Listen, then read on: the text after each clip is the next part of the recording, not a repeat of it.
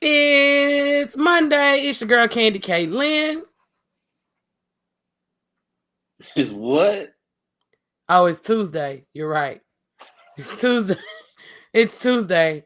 I'm delusional. It's Tuesday. It's your girl Candy K. Lynn.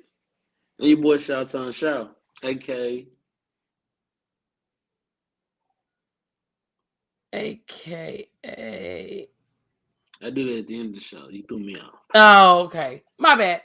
Anyway, it's time to pull. It's time to pull up. On this show, guys, we talk sports, news, and hip hop. We don't talk about people, Mr. Shaw. We just give you the facts. We give you guys the headlines. So yes, it is Tuesday. I am tired, Mr. Shaw. A little sleepy. But we are going to go over some things from last week because we missed an episode. And we're gonna talk about some things for this week. Well, let's talk. Well, the Super Bowl is set. Excuse me. Mm-hmm. Set. No Tom Brady because, well, the NFL is rid of Tom Brady as a player. Tom Brady has officially retired. So if you're listening to us any part of the world, Tom Brady has retired. He said never say never. He did say that. Listen, he's old. He needs to stay where he is. He is 44. Sometimes it's time to let it go.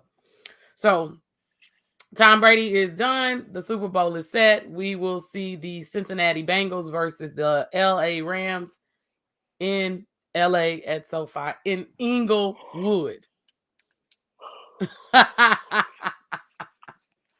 Gentrification So at its best. Gentrification at its they're best. gonna be live. Yeah. So, what are your thoughts on Tom Brady retiring?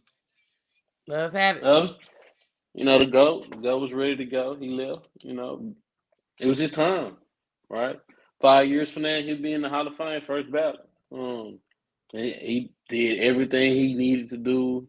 He left nothing on the table. So, I think Tom should go ahead and retire with his head held high because I feel like he did everything he wanted to do as a player. Great career, great teammate, minus what AB said. You know what I'm saying? Like, AB, you're not going to make me feel like Tom Brady was a bad player and he got you a job. Not once, but twice. Never forget that. Not once, but twice. All right? So, nothing but respect for Tom Brady. Respect for the game. Tom Brady as a person, I could care less. Just the reality of it. A great career. That's what players play for. You come, you play, you win, you go home. You solidify yourself as a legend, and he most definitely solidified himself in the NFL as a legend. First ballot Hall of Fame. That's not even a question. No question. Yeah, that's no question. He goes in first ballot, and he did a lot for New England. He came into Tampa Bay, got Tampa Bay one. You can't ask for anything better, anything more than that. Type of teammate that Mm-mm. he is, he's a Donald Trump supporter, so his character is questionable.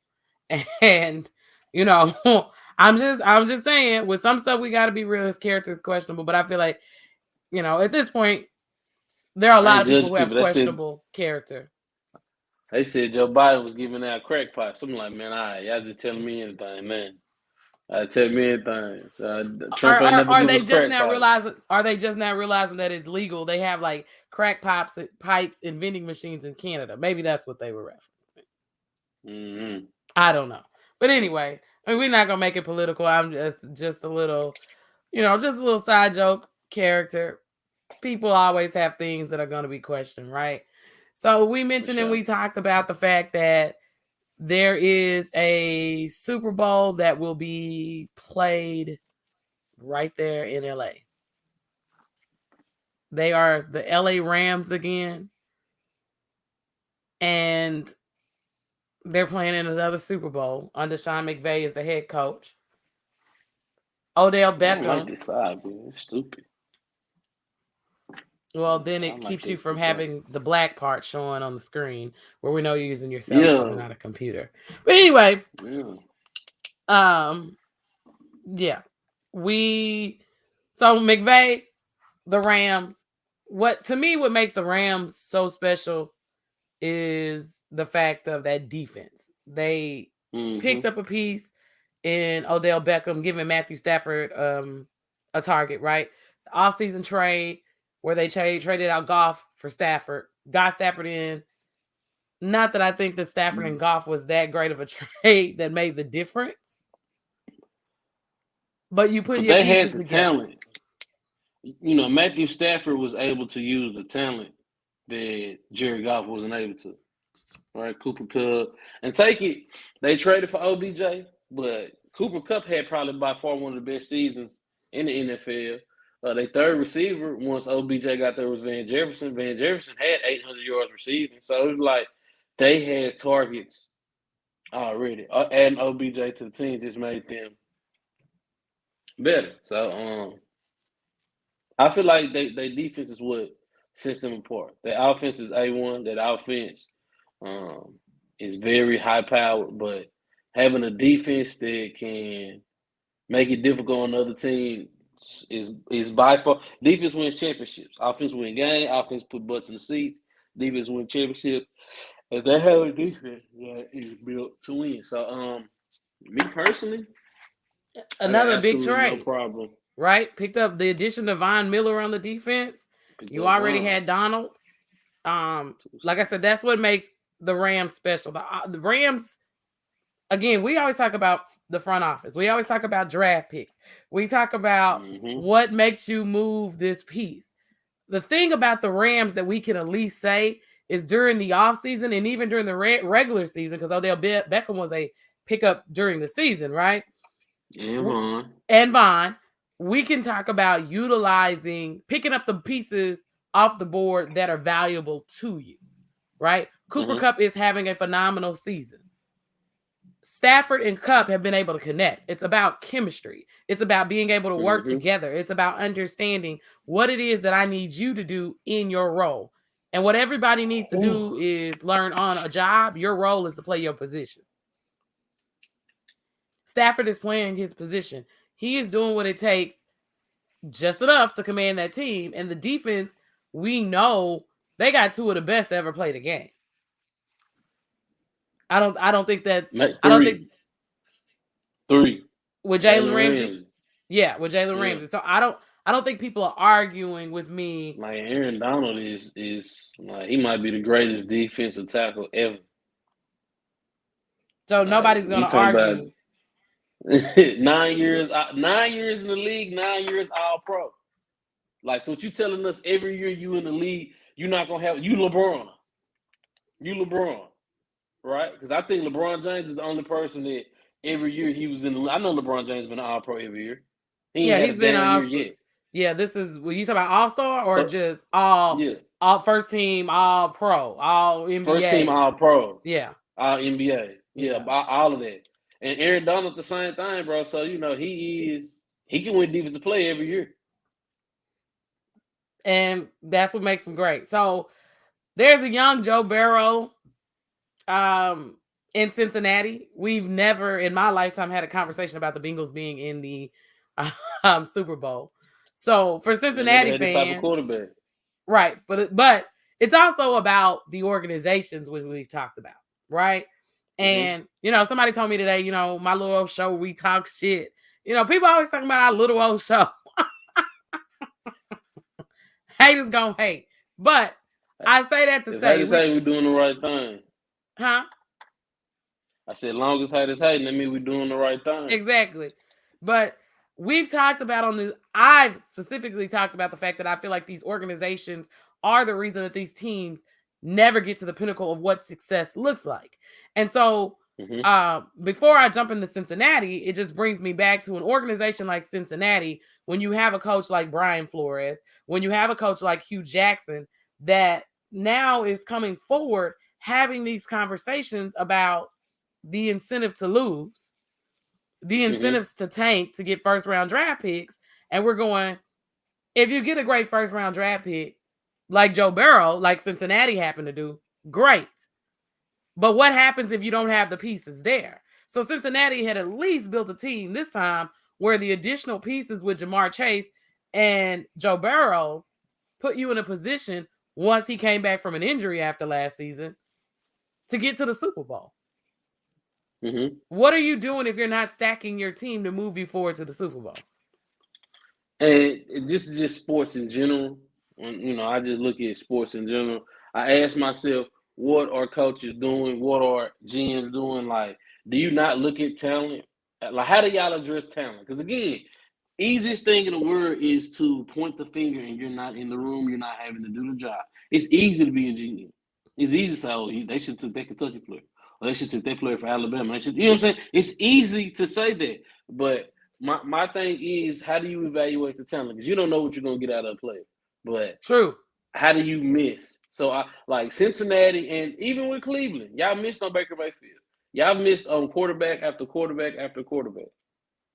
Right? But Cincinnati, you didn't miss on some of that is again, it's like Black History Month, but some of this is just your attitude about life, your attitude about who you're going to pay, your attitude about who you want to be a star. You'd rather pay a Baker Mayfield. Jerry Jones never intended to have to pay Dak Prescott. He was a 5th-round draft pick. No, for sure.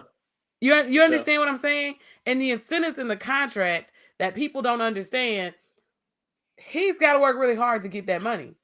So that's all that I'm saying. Yeah, it is. It's questions of being a GM is not easy. Being a head coach is not easy. Let me tell you.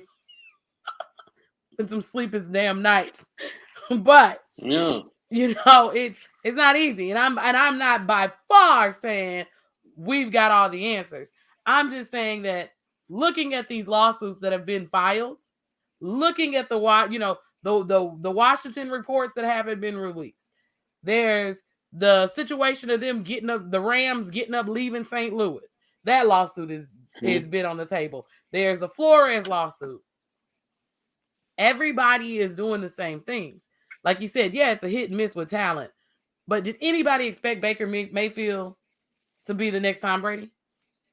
They did. They expected Baker But to who be did? our word, won the Heisman. I mean, look, just be honest. Now, take it, people aren't. How do I say this? Baker was the beginning of 3 quarterbacks from Oklahoma winning the national champion back to back to back. All right, he did it. Then Kyler You mean did the it. Then Heisman? Jalen Hurts did it. The Heisman, my fault. Yeah, the Heisman. All right, three back to back. He was the beginning in of the that. Big 12. High power offense, no I think, defense.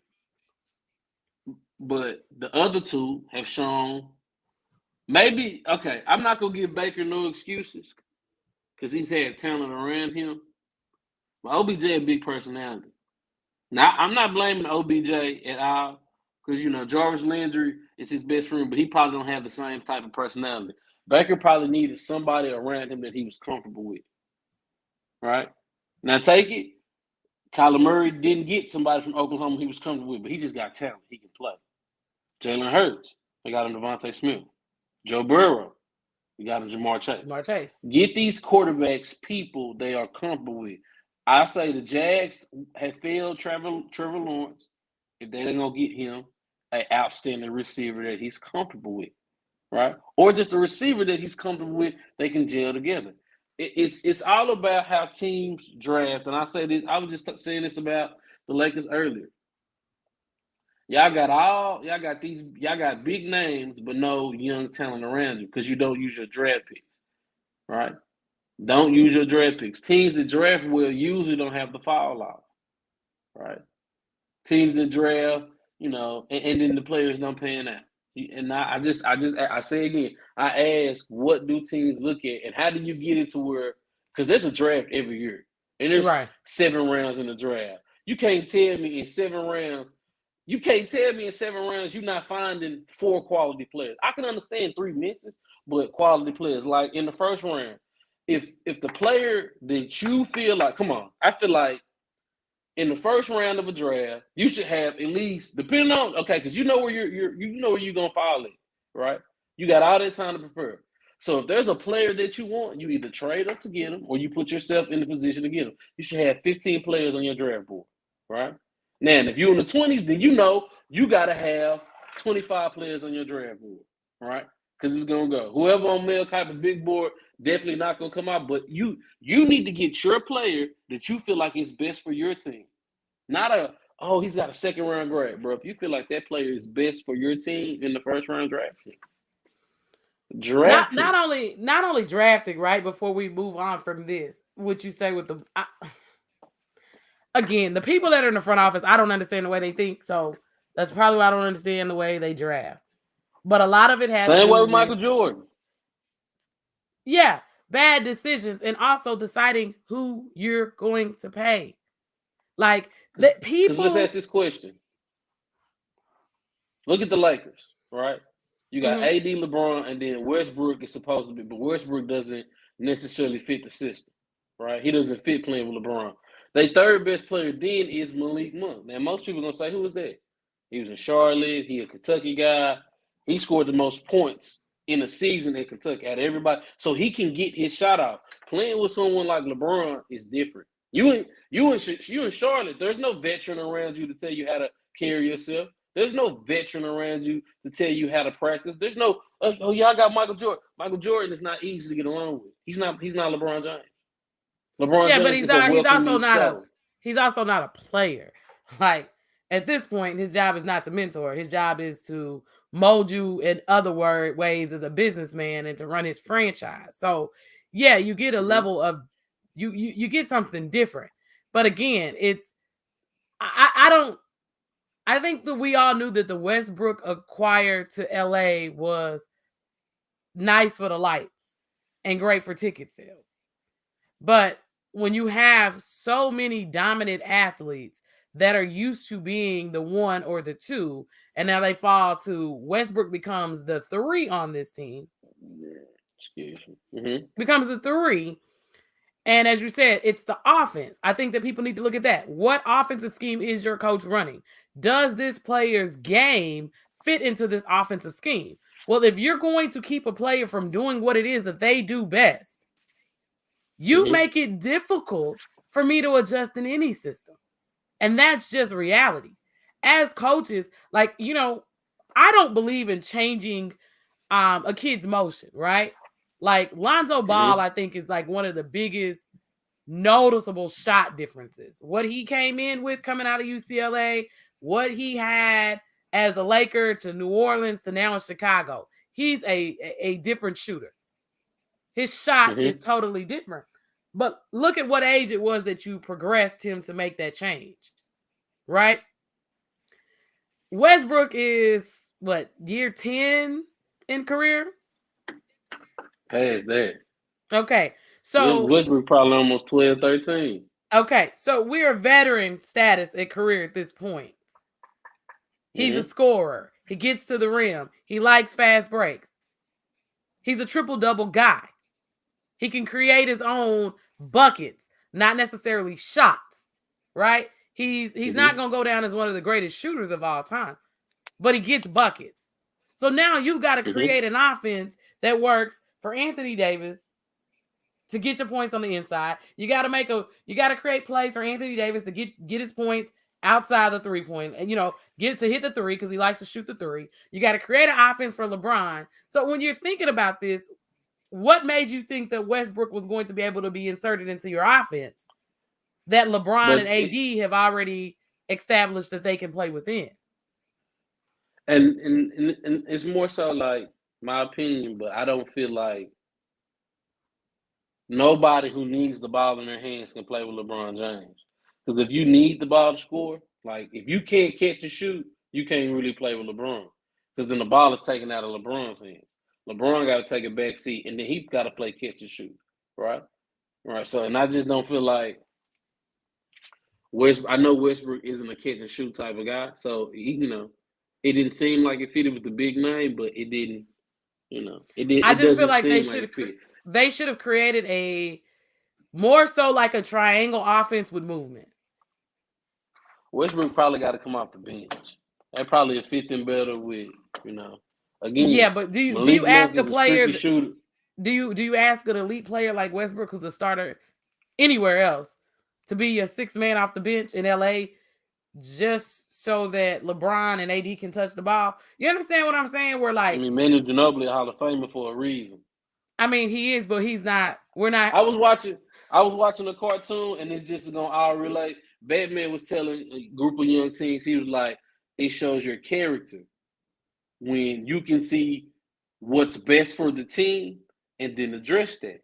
Because it's all about character when it comes to winning. True. It's not about who I am and what's my name. What is best for us to win? And I'm True. not saying Westbrook can't do that, but if we're talking about, oh, I'm a great team player, then you sacrifice for the team. Westbrook coming off the, and again, I believe that we need to teach young men this at this point. You can be a superstar and come off the bench. That don't matter if you come off the bench. What you do when you come off the bench. If you can come off the bench and get 25 points, your team gonna love you because the starters can go sit down and you can come get your points. A lot of kids, like I always felt like Tyrese Maxey, he plays for Philly. I feel like he would be a great six man. I feel like Tyrese Maxey would be great coming off the bench, right? Not to say he wasn't a superstar, but he could come off the bench and be a role player. He pretty much came off the bench last year for the Sixers. Now Ben Simmons he's a starter, right? Play your role. You might not be the sixth man forever. You might be, and Westbrook. This is not going to tarnish his legacy having to come off the bench. It's not. It would not tarnish his legacy. You're doing what's best for the team. So when LeBron goes sit down, the offense in your hands. You know what I'm saying? But again, Frank Vogel got to figure that out. I'm no coach. That's a different way to look at it.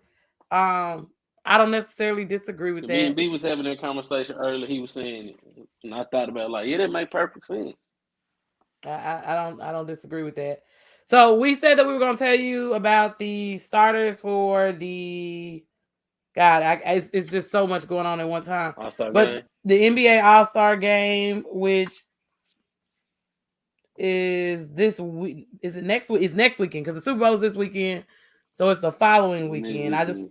I feel like everything is like you get a chance to go to ESPN. If you get a chance to go to ESPN and look at the dudes calling the game, but go ahead, All-Star starters: LeBron, Andrew Wiggins, Joker, Morant, and Curry are the Western. Have they picked teams yet? Because it's not. Yeah, they're the Western Conference. They pick starters. Yeah, those are the Western Conference starters. So I think we're just doing East so and it's not West teams. Yeah, it looks like it's East and West this year. And then for the East, we have Durant, Giannis, Embiid, DeRozan, and Trae Young. So All-Star looks a little different. Does it? A little. DeRozan is a starter. Oh yeah, he's been balling in Chicago. But you gotta remember, when he was with the Raptors, he was always an All-Star. Right, but was he a starter? Trae Young got 34 points. But I think that All-Star game, give or take, they're in Cleveland this year. Better than the Pro Bowl. I didn't even watch it. I didn't even watch it, but they are in Cleveland. It's always something interesting. I think that, with the All-Star trophy being named after Kobe, people are a little bit more interested in watching. But it's All-Star. This weekend for Super Bowl is Super Bowl weekend. We got 2 new teams. We got new faces. Hopefully we have good commercials. I'm looking for good commercials. I think that's what I enjoy most. When I get out of work, when I get out of work, I just want to make sure because I'm probably gonna. I don't know. I'm probably ain't gonna have no food. We probably gonna be eating seafood more because ain't nobody gonna cook. I think I want vegan nachos. I think I'm gonna try my hand at making vegan nachos. They are so amazing. So I promise when you come back and I get you some, you're gonna be like, sister, these are so amazing. I might find somewhere they got nachos right now and go eat. That's vegan nachos. Get vegan. Your stomach will thank you.